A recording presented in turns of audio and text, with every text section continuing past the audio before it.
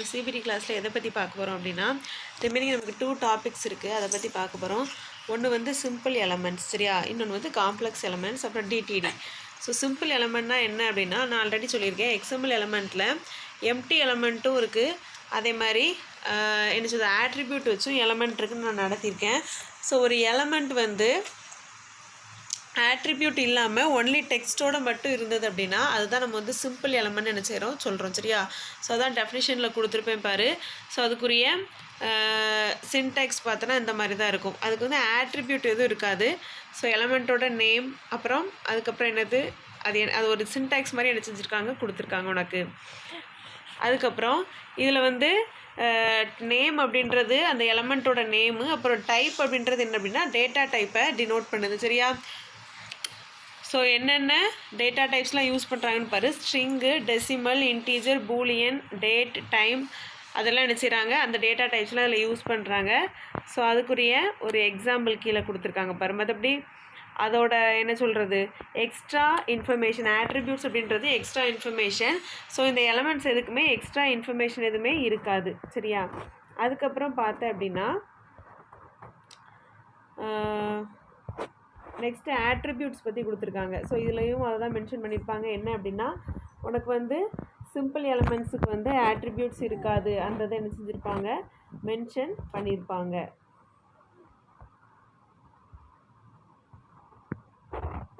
சரியா? ஸோ இதில் வந்து தனியாக ஆட்ரிபியூட்ஸை பற்றி ஒரு இன்ஃபர்மேஷன், அதாவது அந்த டெஃபினிஷன் வந்து கொடுத்துருப்பாங்க. ஸோ நெக்ஸ்ட்டு நம்ம பார்க்குறது காம்ப்ளெக்ஸ் எலமெண்ட். காம்ப்ளெக்ஸ் எலமெண்ட் அப்படின்னா ஆட்ரிபியூட்ஸ் இருக்கும், அதுதான் வந்து காம்ப்ளெக்ஸ் எலமெண்ட்னு சொல்கிறோம். ஸோ அதுக்குரியது என்னெல்லாம் பார்த்தேன் அப்படின்னா இந்த சின்டெக்ஸ் கொடுத்துருக்கேன் பாரு. ஃபுட்டோட டைப் வந்து டெசர்ட்னு கொடுத்துட்டு ஐஸ்கிரீம் சொல்லி கொடுத்துருக்காங்களா? ஸோ காம்ப்ளெக்ஸ் எலமெண்ட்டுக்கு எக்ஸாம்பிள் பார்த்தேன் அப்படின்னா எம்ப்ளாயி, அவங்களோட டீட்டெயில்ஸ் பற்றி என்ன செஞ்சுருக்காங்க கொடுத்துருக்காங்க. எம்ப்ளாயி அவங்களோட first name and last name, இது எல்லாமே அவங்களோட எக்ஸ்ட்ரா இன்ஃபர்மேஷன் தான், அப்படி தானே? ஒன்று காம்ப்ளெக்ஸ் எலிமெண்ட்டில் ஆட்ரிபியூட் இருக்கும், இப்படி இல்லை அப்படின்னா அதர் எலமெண்ட்ஸ் அப்படி இருக்கும். இதில் எம்ப்ளாயி அப்படின்றது ஒரு எலமெண்ட்டாக கன்சிடர் பண்ணியிருக்காங்க. இதில் இதுக்கு ஃபஸ்ட் நேம், லாஸ்ட் நேம், இது எல்லாமே அதர் எலமெண்ட்ஸாக என்ன செஞ்சுருக்காங்க அவங்க வந்து கன்சிடர் பண்ணியிருக்காங்க. ஸோ இதை வந்து காம்ப்ளெக்ஸ் எலமெண்ட் அப்படின்னு என்ன செய்கிறோம் சொல்கிறோம், சரியா? ஸோ அதான் பற்றியா கொடுத்துருக்காங்க பற்றியா? ஸோ எலமெண்ட்டோட நேம் வந்து ஃபஸ்ட் நேமும் எலமெண்ட்டோட நேம் தான், லாஸ்ட் நேம் அப்படின்றது எலமெண்ட் அப்படின்னு தான் கன்சிடர் பண்ணியிருக்காங்க. இதில் எம்ப்ளாயி அப்படின்றதும் ஒரு எலமெண்ட்டாக தான் நினச்சிருக்காங்க கன்சிடர் பண்ணியிருக்காங்க, சரி? இதான் சிம்பிள் எலமெண்ட்டுக்கும் காம்ப்ளெக்ஸ் எலமெண்ட்டுக்கும் உள்ள வித்தியாசம். Next serialisation. எக்ஸ்எம்எல் சீரியலைசேஷன் பார்த்தேன் அப்படின்னா அது வேறு ஒன்றும் இல்லை, ஒரு ஆப்ஜெக்டை வந்து அதாவது ட்ரான்ஸ்போர்ட் பண்ணணும், ட்ரான்ஸ்ஃபர் பண்ணுறதுக்குன்னு ஒரு ஃபார்மேட் வச்சுருப்பாங்க, சரியா? ஸோ ஒரு சாதாரண ஒரு ஆப்ஜெக்டை அந்த ட்ரான்ஸ்ஃபர் பண்ணுவாங்கல்ல, அதுக்கு ஏற்ற மாதிரி உள்ள ஃபார்மேட்டில் கன்வெர்ட் பண்ணுறது தான் என்னது அப்படின்னா சீரியலைசேஷன் அப்படின்னு சொல்கிறது. ஸோ ஒரு எக்ஸாம்பிள் கொடுத்துருக்காங்க பாரு. You can serialise an object and transport it over the internet using HTTP between client and server அந்த அதர் எண்ட். அதாவது என்ன பண்ணுவாங்க அப்படின்னா என்கிரிப்ஷன் டீக்ரிப்ஷன் மாதிரி தான். இங்கேருந்து ஒரு ஃபார்மேட்டில் சென்ட் பண்ணுவாங்க, அந்த ஃபார்மேட் வந்து ரிசீவருக்கு போனதும் அவங்க வந்து டீக்ரிப்ட் பண்ணி என்ன செய்வாங்க அப்படின்னா அதை ஒரிஜினல் ஃபார்மேட்டுக்கு மாற்றி எடுத்துக்கிடுவாங்க, அப்படி தானே? இது எதுக்காகனா செக்யூரிட்டி பர்பஸ்க்காக தான். ஸோ அந்த ஃபார்மேட்டுக்கு கன்வெர்ட் பண்ணுறது தான் சீரியலைஸ்னு என்ன செய்கிறோம் சொல்கிறோம். ஸோ அதோட அட்வான்டேஜஸ் என்னதெல்லாம் கொடுத்துருக்காங்க பாரு. ஹியூமன் ரீடபிளாக இருக்குமா, அதுக்கப்புறம் பிளாட்ஃபார்ம் கம்பேட்டபிலிட்டி அப்படின்னா பிளாட்ஃபார்ம் என்ன சொல்கிறது அதுக்கு பிளாட்ஃபார்ம் கம்பேட்டபிலிட்டி இருக்கும் அந்த சீரியலைசேஷனுக்கு. அதுக்கப்புறம் ஈஸியாக நம்ம என்ன செஞ்சுக்கலாம் அந்த ஆப்ஜெக்டை அப்டேட் பண்ணிக்கலாம், அது கொடுத்துருக்காங்க. ஈஸியாக இம்ப்ளிமெண்ட் பண்ணலாம், அந்த மாதிரி என்ன செய்கிறாங்க சொல்கிறாங்க. ஸோ இது வந்து எப்படி சீரியலைஸ் பண்ணுறாங்க அப்படின்னா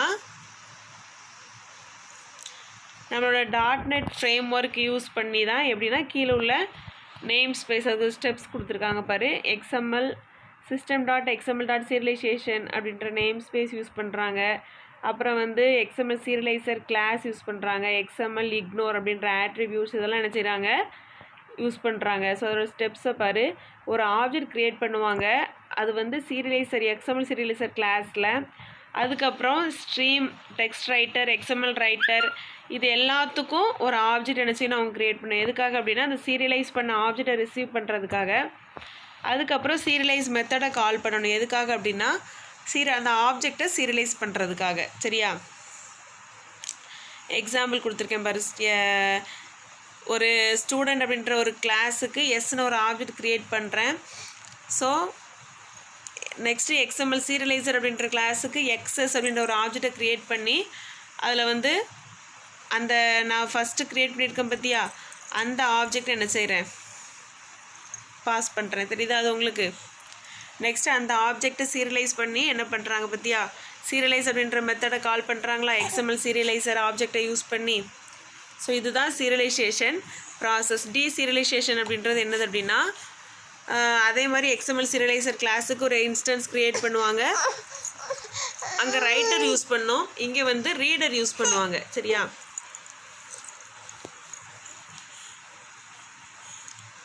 தென் அதுக்கப்புறம் அங்கே வந்து சீரியலைஸ் மெத்தடு கால் பண்ணி என்ன செஞ்சுருப்போம், அந்த ப்ராசஸ் பண்ணியிருப்போம். இங்கே டீசீரியலைஸ் மெத்தட் என்ன செஞ்சுருப்பாங்க, கால் பண்ணியிருப்பாங்க. சரியா?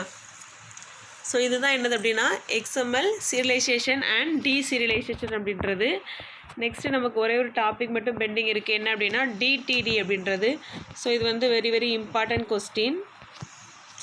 ஆக்சுவலி இதில் வந்து என்ன வரும் அப்படின்னா DTD அப்படின்றது டாக்குமெண்ட் டைப் டெஃபினிஷன்னு சொல்லுவோம். சரியா? ஸோ ஒரு ஃபார்மேட் இருக்கும், ஒவ்வொரு டாக்குமெண்ட்டுக்குன்னு ஒரு ஃபார்மேட் இருக்கும். இதில் வந்து நிறைய இப்படி தான் இருக்கணும் அப்படின்ற ரூல்ஸ் எல்லாமே இருக்கும் நம்ம XML டாக்குமெண்ட் அப்படின்றதுக்கு. ஸோ XML டாக்குமெண்ட் வந்து சாட்டிஸ்ஃபை பண்ணால் மட்டும்தான் அது வந்து என்ன சொல்கிறது, ஒரு XML டாக்குமெண்ட் சொல்லுவாங்க, அதை வந்து கன்சிடர் பண்ணுவாங்க. ஓகேவா? ஸோ இதில் வந்து 2 இன்டர்னல் டிடிடினா எப்படி இருக்கும்னா ரூட் எலமெண்ட். ஃபஸ்ட்டு இருக்கிற டேகை வந்து நம்ம என்ன சொல்லுவோம்னா ரூட் எலமெண்ட்னு சொல்லுவோம். ஓகேவா? ஸோ இன்டர்னல் டிடிடினா இப்படி தான் இருக்கும். அதுக்கப்புறம் என்ன இருக்கும் அப்படின்னா எலமெண்ட்ஸ் இருக்கும், அப்புறம் ஆட்ரிபியூட்ஸ் இருக்கும், என்டிட்டிஸ், நொட்டேஷன்ஸ், இது எல்லாமே நம்ம எதில் படித்தோம், XML காம்போனன்ட்ஸில் படித்தோம். அப்படி தானே? ஃபஸ்ட்டு ரூட் எலமெண்ட் இருக்கும், அதுக்குள்ளே எலமெண்ட்ஸ் எல்லாம், இந்த ஆட்ரிபியூட்ஸ் எல்லாமே அதுக்கப்புறம் என்ன செய்யும், கவர் ஆகும். அதை தான் இதில் நினச்சிருக்காங்க, கொடுத்துருக்காங்க. சரி, அதில் ரூல்ஸ் எல்லாம் நீ ரீட் பண்ணி பார்த்தாலே உனக்கு தெரியும். ஸோ எக்ஸ்டர்னல் இதில் வந்து இன்டர்னல் டிடிடி, எக்ஸ்டர்னல் டிடின்னு 2 டைப் இருக்குது.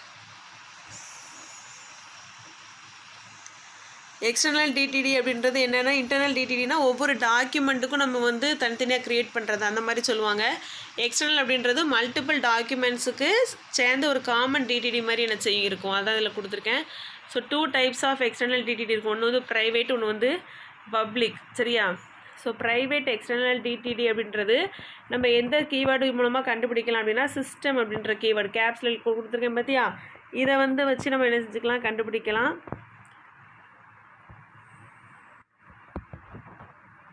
சரி, அதுக்கு ஒரு எக்ஸாம்பிள் கொடுத்துருப்பேன். ஸோ இது எல்லாமே சின்டாக்ஸ் தான், இதில் நம்மளாம் வந்து எதுவுமே பண்ணலை.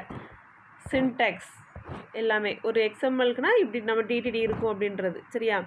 அதுக்கப்புறம் பார்த்தேன் அப்படின்னா பப்ளிக் என்டிட்டி அப்படின்னு பார்த்தேன் அப்படின்னா கீவேர்டு வந்து பப்ளிக்னு இருக்கும், அதுனா சிஸ்டம்னு இருக்கும், இதுனா பப்ளிக்னு இருக்கும். சரியா? நம்மளோட ஒரு XML டாக்குமெண்ட்டுக்கு ஒரு டிடிடி வந்து அவங்க க்ரியேட் பண்ணியிருப்பாங்க. ஸோ இதுக்கு இந்த டேட்டா கொடுத்துருக்காங்க, இந்த மாதிரி டேட்டா இதில் யூஸ் பண்ணியிருக்காங்க அப்படின்னு சொல்லிட்டு. ஸோ அதை தான் வந்து இந்த மாதிரி கொடுத்துருக்காங்க. சரியா? ஸோ ஒரு எலமெண்ட்ஸு பார்த்தோம் அப்படின்னா எல்லா எலமெண்ட்ஸே மாதிரி தான் இருக்கும். சரியா? நார்மலாக எலமெண்ட்ஸ் ஆட்ரிபியூட்ஸ் நம்ம படிச்சுருப்போம் பார்த்தியா, அதே மாதிரி தான் எல்லாமே இருக்கும், அதே சேம் தான் இருக்கும், சேம் எக்ஸ்ப்ளனேஷன் தான். அப்புறம் என்டிட்டி, நொட்டேஷன் அப்படின்றது நம்ம நொட்டேஷன் அப்படின்னா இப்போது என்டிட்டி நம்ம படிச்ச பற்றியா, கேரக்டர் என்டிட்டி அப்படிலாம் படிச்சோம்லாம். ஸோ என்டிட்டி ரெஃபரன்ஸ் இப்போ ஆம்பர்சன் LT அப்படின்னா லெஸ் தென் ஆர் சிம்பிள் நம்ம யூஸ் பண்ணுறோம், GTனா கிரேட்டர் தென் யூஸ் பண்ணுறோம், AMPனா ஆம்பர்சன் யூஸ் பண்ணுறோம். அது நம்ம இப்படி சொல்லி கொடுத்துடலாம், அதே தான் சேம் தான் இருக்கும். ஓகேவா? ஸோ இவ்வளோ தான் டிடிடியோட என்டிட்டிஸ், டிடிடியோட டெஃபினிஷன், அதுக்கப்புறம் அந்த டைப்ஸு, அதில் யூஸ் பண்ணுற எலமெண்ட்ஸ், இவ்வளோ தான். சரியா? ஸோ இதோட 5th யூனிட் நமக்கு முடியுது. இது எல்லாமே நீ என்ன செய்யணும் அப்படின்னா யூனிட் டெஸ்ட்டுக்கு இது உண்டு. ஸோ என்ன பண்ணிக்கோ, படிச்சுக்கோ. சரியா? ஸோ நல்லபடியாக எழுதுங்க. தேங்க்யூ.